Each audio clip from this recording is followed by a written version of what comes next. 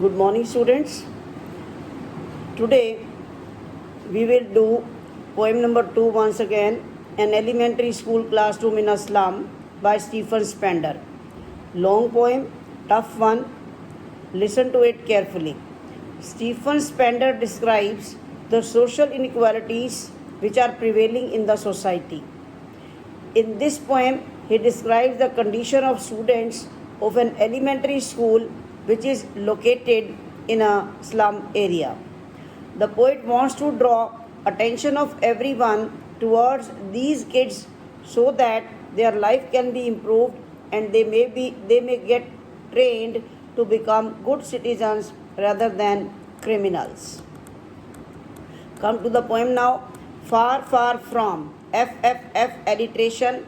Gusty gushes of wind waves these children faces like rootless weeds. Simile, the hair torn round the pale faces, the tall girl with her way down head, the paper seeming boy with rat's eyes, the stunted unlucky heir of twisted bones, reciting a father's gnarl disease. G is silent. Gnarl disease of arthritis.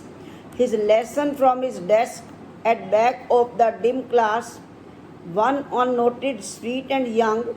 His eyes live in a dream of squirrel's game in the tree room other than this. The poet describes the children who study in an elementary school which is set up in a slum area. The poet says that the faces of children are dull and without any energy. They are not full of energy like other kids of their age. These children are compared to unwanted weed. Here, the writer wants to say that these children seem to be unwanted like the unwanted weed which grow on their own in their fields. Their hair are not neatly done up. It falls on the pale faces as if they have been torn apart. The children are untidy. They have not combed their hair. Then he describes a tall girl who seems to be burdened by poverty. Her head is bent, maybe because of tiredness or shame. There is another boy who is so weak and thin that he has been compared to a sheet of paper. The boy's eyes reflect greed and he wants to achieve everything. Then he describes another student who is physically disabled. The poet says that this boy is unlucky because he inherited a disease from his father due to which he has a deformed body. Instead of getting any facility from his father, he has received a disease in heritage. This disabled boy is sitting on his bench and is reciting his lesson. At the back of the class, in dim dark area, was a small boy who was not visible to the poet as he was sitting in the darkness. The poet could see his eyes, which were bright and full of dream.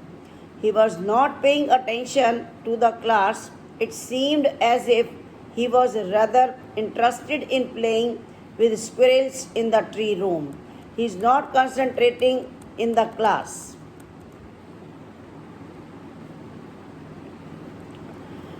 Second stanza.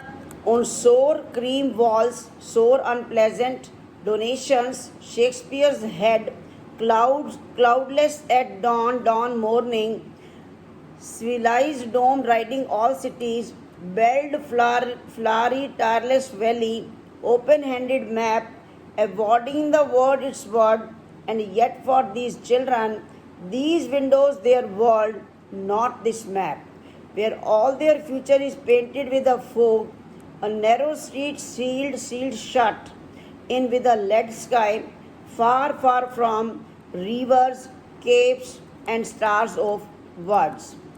The poet describes the walls of the school. They are cream in color, like the color of sour cream. This means that the walls are not clean, They have not been painted recently. The walls are covered with different charts and images that must have been donated by different people. There is a picture of Shakespeare on the wall. His head, which is bald, looks like the rising sun at the horizon. At the time of daybreak, the sun is rising at the horizon and is semicircular like a dome shape. It seems to be behind all the cities. There is a picture of the famous Tarles Valley, which has beautiful flowers. There is the image of a map which helps all in its own way. But for these children, the map of the world is irrelevant because the slum where they live is different from what is shown in the map. Their world is only what they see out of the window of the classroom, and that is the slum. The future is full of darkness. Their future is compared to a narrow street, which means that there is no wide scope available for their future growth.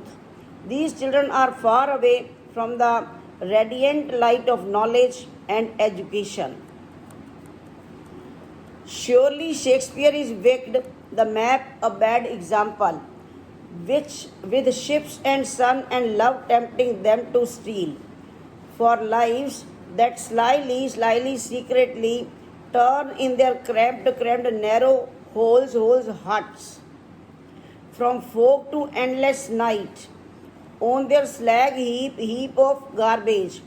These children wear skin peeped through by ones and spectacles of steel with mended glass like bottle bits on stones. Similarly, all of their time and space life are foggy slum.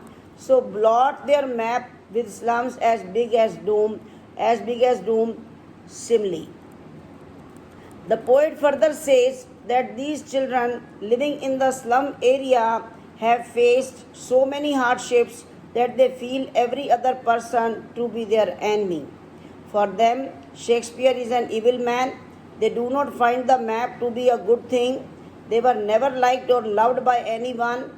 Therefore, they hate almost everyone. The desire of being loved by others forces them to steal.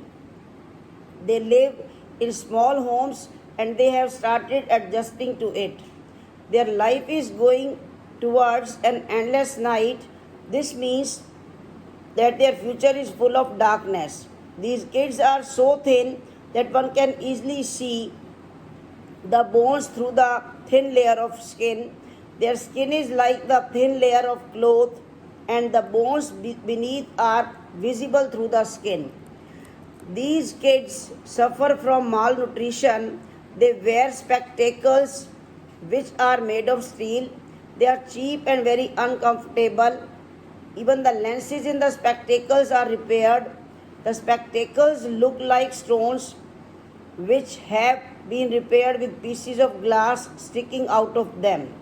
Here the poet tries to explain that these kids have to face so many hardships in their lives.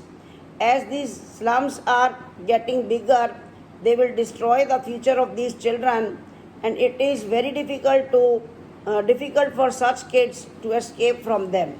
They have been living a poverty-stricken life. Come to the last stanza, in which the poet is requesting the people in power to do something for the upliftment of these poor children. Unless governor, inspector, visitor, this map becomes their window, and these windows that shut upon their lives like catacombs similarly. Catacombs, underground tombs. Break, oh break, open till they break the town, and show the children to green fields, and make their world run azure on azure blue sky, on gold sands, and let their tongues run necked into books.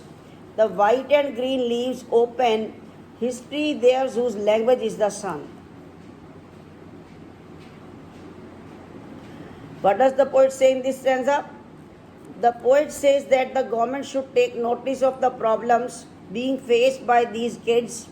He urges them to change the life of these kids and make the word map a reality for them.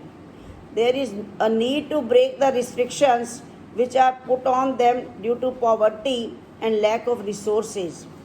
He wants the governor and public to help these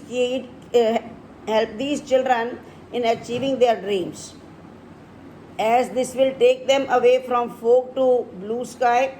The poet here wants to say that in this way the children can be taken away from the darkness of their present to a bright future. He wants these children to experience the sands and the beauty of nature, as this will lead to a desire of gaining knowledge. They will then go through the white and green leaves. Here white leaves depict books and green leaves depict nature. This will then result in their progress, and they will be able to paint a bright future for themselves. They will be able to create a history, but because history can be created by those people who have some confidence in their language, like that of sun. It is a metaphor that books and nature are expressed in the form of white and green leaves. Metaphor. Thank you. Listen the video twice and try to understand the meaning of this poem.